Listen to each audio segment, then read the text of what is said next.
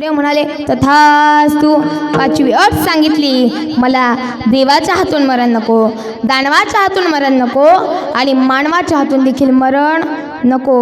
शेवटची आणि 6वी अट सांगितली, ब्रह्मदेवा मला या 12ही महिन्यामधून एका महिन्यात सुद्धा मरण नको. आता तुम्ही सांगा, याने एवढ्या अटी मागितल्या म्हणजे याला मरण येईल का हो?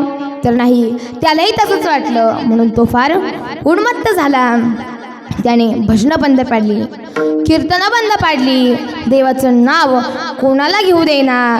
पण आमचा पांडुरंग परमात्मा त्याच्या बापाच्याही बारशात जेवले होते. देवाने त्याच्याच पोटी हरिभक्त जन्माला घातला, तो म्हणजे भक्त प्रल्हाद. रात्रंदिवस काय करायचा? नारायण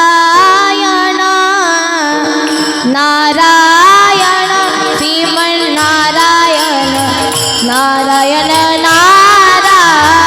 भजन करा, नारायण नारायण श्रीमन नारायण नारायण नारायण श्रीमन नारायण नारायण श्रीमन नारायण नारायण नारायण. हे नारायण नारायण श्रीमन नारायण नारायण नारायण श्रीमन नारायण नारायण नारायण श्रीमन नारायण नारायण नारायण श्रीमन नारायण नारायण नारायण श्रीमन नारायण नारायण नारायण श्रीमन नारायण नारायण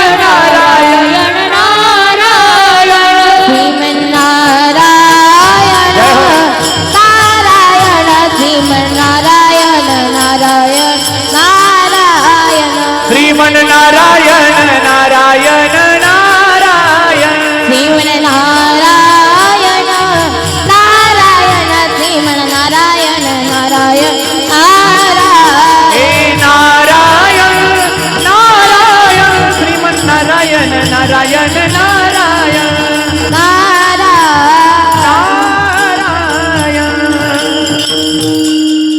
हिरण्यकश्यपूचा मुलगा म्हणजे भक्त प्रल्हाद रात्रंदिवस देवाचं भजन करायचा. हिरण्यकश्यपू भक्त प्रल्हादाकडे गेला आणि सांगितलं, प्रल्हादा तू सुद्धा देवाचं भजन करायचं नाही.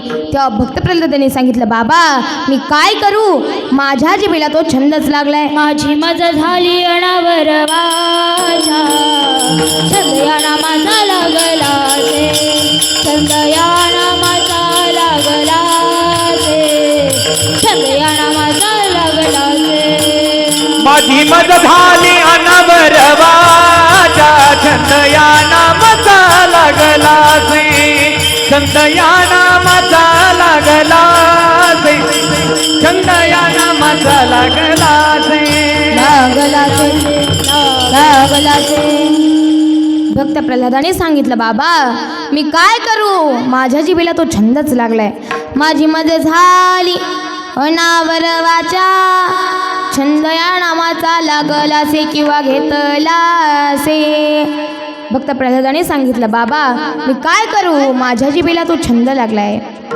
मग हिरण्यकश्यपू भक्त प्रल्हादाला देवाचं भजन काय करू देना. भक्त प्रल्हादाला हिरण्यकश्यपूने भक्त प्रल्हादाला हातीच्या पायाखाली तुडवले, कडे लोट केला, उकळत्या तेलात टाकले. तरीही भक्त प्रल्हाद काही देवाचं भजन सोडेना, काही देवाचं नामस्मरण सोडेना. मग हिरण्यकश्यपूला राग आला. हिरण्यकश्यपू भक्त प्रल्हादाकडे गेला आणि सांगितलं, प्रल्हादा अरे तू ज्या देवाचं भजन करतोस, तुझ्या देवाचं नामस्मरण करतो, तो देव आहे तरी कुठे? विठ्ठल जळी सारी भरला, गीता खाव उरला, आज म्या दृष्टीने पाहिला, विठ्ठलाची विठ्ठलाची विठ्ठल विचाराला जाई, विठ्ठल म्हणता हरले पाप.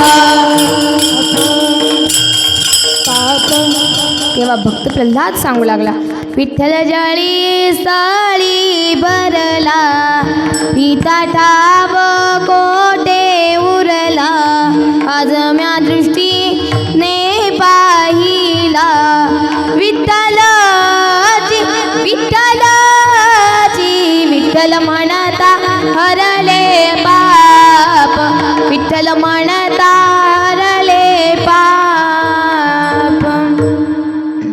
भक्त प्रल्हादाने सांगितलं बाबा तो देव कोठे नाही, तो देव जळात, स्थळात, काष्टात, पाषाणात संपूर्ण भरून पुरून उरला आहे.